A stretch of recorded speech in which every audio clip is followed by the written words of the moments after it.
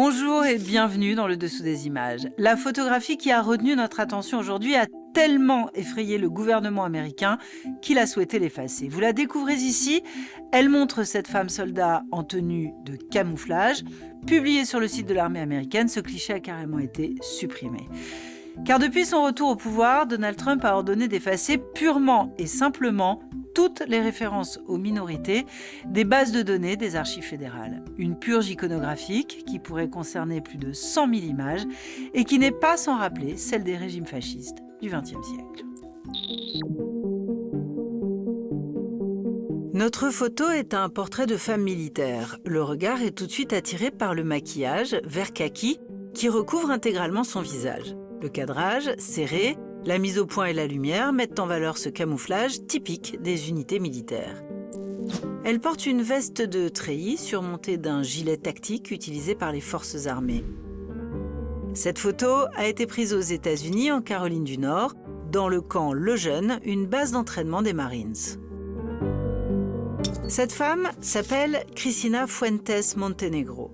Elle est l'une des premières femmes à avoir obtenu le diplôme d'infanterie du corps des Marines, une unité emblématique de l'armée américaine fondée en 1775. Et si l'on vous parle aujourd'hui de sa photo, c'est parce que cette image-là a disparu du site internet de l'armée. Elle a effectivement été supprimée, délibérément, en février 2025, par le ministère américain de la Défense. Car l'effacement de cette photo fait partie d'un projet à la fois politique et idéologique mené par l'administration Trump, une croisade sans merci contre la diversité et ce qu'elle a baptisé le wokisme. Tout a commencé avec cette décision annoncée par Donald Trump le 20 janvier 2025. I will also end the government policy of trying to socially engineer race and gender into every aspect of public and private life. Aujourd'hui, Donald Trump a ordonné que toutes les images sur lesquelles apparaissent des femmes, des homosexuels ou des personnes racisées disparaissent des sites et des réseaux sociaux des agences fédérales dont fait partie l'armée américaine. Le Pentagone a donc sélectionné 26 000 images dont la plupart ont déjà été effacées.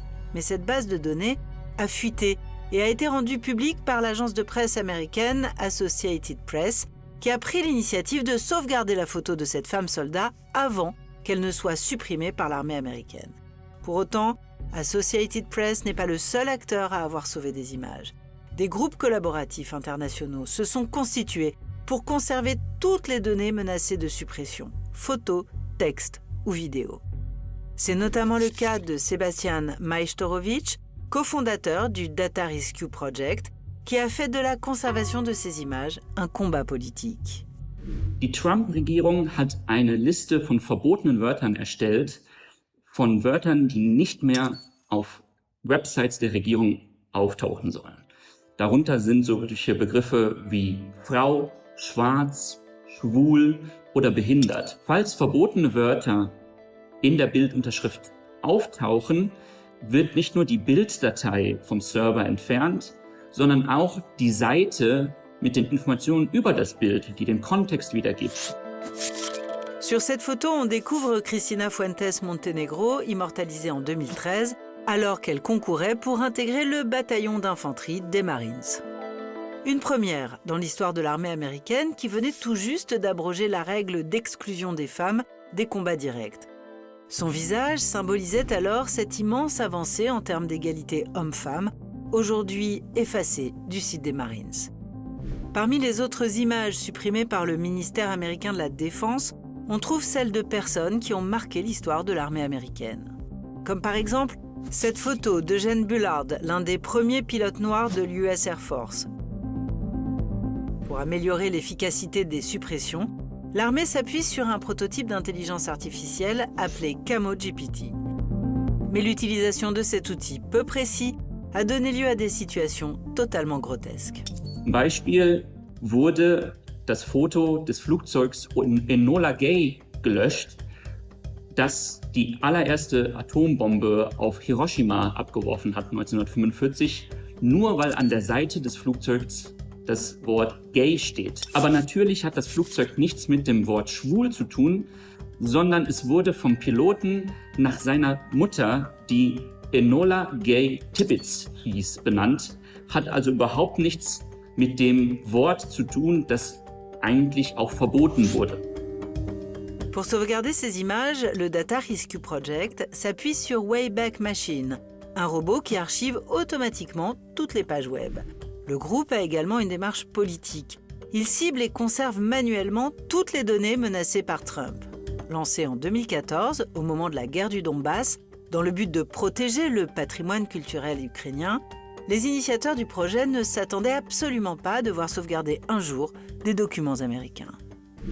Vor allem achten wir darauf, dass die Daten nach Europa gelangen und in Europa gespiegelt werden. Daten können gefährdet werden durch Naturkatastrophen, politische Krisen, Kriege. Wir hätten damals nicht daran denken können, dass wir so viele Daten in den USA vor politischer Zensur retten müssen. Das ist, glaube ich, auch das Ziel in diesem Fall der Trump-Regierung, die Geschichte neu zu schreiben. La Maison-Blanche l'a écrit noir sur blanc le 27 mars 2025. Le président Trump souhaite rétablir la vérité et la raison dans l'histoire américaine. Il veut aussi reprendre le contrôle des musées, comme celui dédié à l'histoire et à la culture afro-américaine, accusés de colporter des idées clivantes sur la race. Un effacement de la mémoire iconographique et culturelle d'un pays tout entier qui n'est pas une pratique nouvelle et qui est même depuis le XXe siècle la signature des régimes totalitaires. Vouloir détruire des images, ça veut dire les respecter, les prendre au sérieux et leur accorder beaucoup de puissance et beaucoup de pouvoir. Quand on regarde cette purge actuelle aux États-Unis, on est obligé à penser à d'autres exemples dans l'histoire, notamment du XXe siècle. Ça nous rappelle les grands totalitarismes, comme par exemple les manipulations des images sous Staline, par exemple pour montrer l'élimination physique de ses ennemis, entre guillemets.